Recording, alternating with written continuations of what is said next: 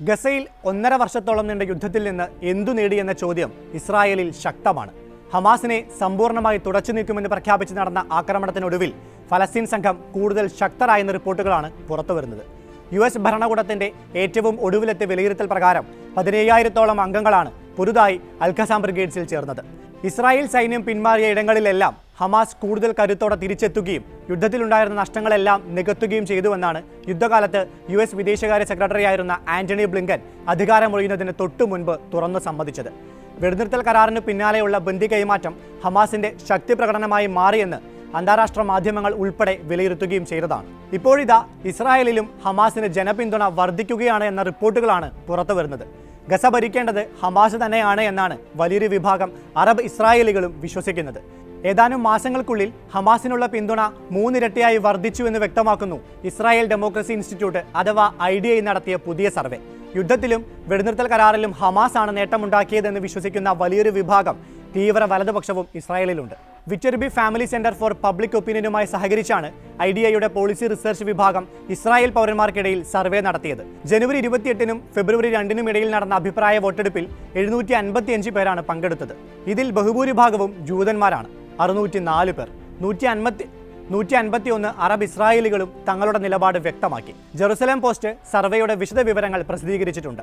യുദ്ധത്തിന് ശേഷം ഗസ ആരാണ് ഭരിക്കേണ്ടത് എന്നായിരുന്നു സർവേയിലെ ഒരു ചോദ്യം. വിവിധ രാഷ്ട്രങ്ങൾ ചേർന്നുള്ള സംയുക്ത സൈന്യം എന്നായിരുന്നു ബഹുഭൂരിപക്ഷവും മറുപടി നൽകിയത്. ഇസ്രായേൽ ഭരിക്കണമെന്ന നിലപാടുള്ളവർ വളരെ കുറച്ചുപേർ മാത്രമേ ഉള്ളൂവെന്നതാണ് കൗതുകമുണർത്തുന്നത്. ഹമാസ് നിയന്ത്രണത്തിലുള്ള ഗസയെ പിന്തുണയ്ക്കുന്നവരുടെ എണ്ണം ഇസ്രായേലിൽ വർദ്ധിക്കുന്നുവെന്നതാണ് അതിലേറെ ശ്രദ്ധേയമായ കാര്യം.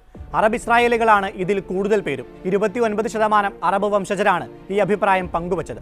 സെപ്റ്റംബറിന് മുൻപ് വെറും 8% പേർക്കുണ്ടായിരുന്ന നിലപാടാണ് ഇപ്പോൾ 30%-ഓളം പേരും ഏറ്റുപിടിച്ചിരിക്കുന്നത്. വെടിനിർത്തൽ കരാറിലൂടെ നേട്ടമുണ്ടാക്കിയത് ഹമാസ് ആണ് എന്ന പൊതുബോധം സർവേയിലും പ്രതിഫലിക്കുന്നുണ്ട്. സർവേയിൽ പങ്കെടുത്ത പകുതിയോളം ശതമാനവും വ്യക്തമാക്കിയത് കരാറിൽ വിജയിച്ചത് ഹമാസ് തന്നെയാണ് എന്നായിരുന്നു. 47.5% പേരാണ് ഒന്നാം ഘട്ട വെടിനിർത്തൽ കരാർ ഇസ്രായേലിനേക്കാളും ഹമാസിന് ഗുണം ചെയ്തു എന്ന് അഭിപ്രായപ്പെട്ടത്. ജൂതവിഭാഗത്തിൽ തീവ്ര വലതുപക്ഷമാണ് ഇത്തരമൊരു അഭിപ്രായമുള്ളവരിൽ കൂടുതലെന്നും ശ്രദ്ധിക്കേണ്ട കാര്യമാണ്. മിതവാദികളും ഇവരെ പിന്താങ്ങുന്നു. എന്നാൽ ഇരുപക്ഷവും തുല്യ നേട്ടമുണ്ടാക്കിയെന്ന നിലപാടാണ് ഇടതുപക്ഷക്കാർക്ക് പൊതുവിലുള്ളത്. ഇതിൽ കൂടുതലും അറബ് വംശജരാണ് എന്നതും ശ്രദ്ധേയമാണ്. അതേസമയം കരാറിലൂടെ ഗുണമുണ്ടായത് ഇസ്രായേലിനാണ് എന്ന് വിശ്വസിക്കുന്നവർ 21% മാത്രമാണുള്ളത്. വെടിനിർത്തൽ അടുത്ത ഘട്ടത്തിലേക്ക് നീങ്ങണമെന്നാണ് വലതുപക്ഷവും കൂടുതലായും ആഗ്രഹിക്കുന്നത്. അവർക്കിടയിൽ 51% ഈ നിലപാടുള്ളവരാണ്. ഇതിൽ കൂടുതലും സ്ത്രീകളാണ്. 73% ജൂത സ്ത്രീകളാണ് വെടിനിർത്തൽ കരാർ തുടരണമെന്ന് ആവശ്യപ്പെടുന്നത്. പുരുഷന്മാരിൽ 58%. ഇതിനു പുറമെ മിതവാദികളും വലതുപക്ഷവും വൻതോതിലും കരാർ മുന്നോട്ട് കൊണ്ടുപോകണമെന്ന അഭിപ്രായത്തെ പിന്താങ്ങുന്നുണ്ട്. അറബികളിൽ 94% സ്ത്രീകളും 89% പുരുഷന്മാരും അടുത്ത ഘട്ടം വേണമെന്ന് ആവശ്യപ്പെടുന്നുണ്ട്. ഒക്ടോബർ 7 ആക്രമണത്തിൽ IDF മേധാവിയായിരുന്ന ഹെർസി ഹാലവി മാത്രം രാജിവെച്ചാൽ പോരെന്ന പൊതുവികാരമാണ് സർവേയിൽ ഉയർന്നത്. ഇസ്രായേൽ ചാരസംഘമായ മൊസാദിന്റെയും സുരക്ഷാ ഏജൻസിയായ ഷിൻബെത്തിന്റെയും തലവന്മാരും ഒഴിഞ്ഞു പോകണമെന്നാണ് ആവശ്യമുയർന്നത്. ഇവർക്കെല്ലാം സംഭവത്തിൽ ഉത്തരവാദിത്തമുണ്ടെന്നാണ് ഇവർ കാരണമായി പറയുന്നത്. എന്നാൽ രാഷ്ട്രീയ നേതൃത്വം ഉത്തരവാദിത്തം ഏറ്റെടുത്ത് ഒഴിഞ്ഞുപോയ ശേഷം മാത്രം മതി ഉദ്യോഗസ്ഥരുടെ നടപടിയെന്ന നിലപാടുള്ള ചെറിയൊരു വിഭാഗവുമുണ്ട്. ഇസ്രായേലിലെ ദേശീയ സുരക്ഷയിലും പൗരന്മാർക്ക് വലിയ ആശങ്കയുണ്ടെന്നും സർവേ ചൂണ്ടിക്കാട്ടുന്നു.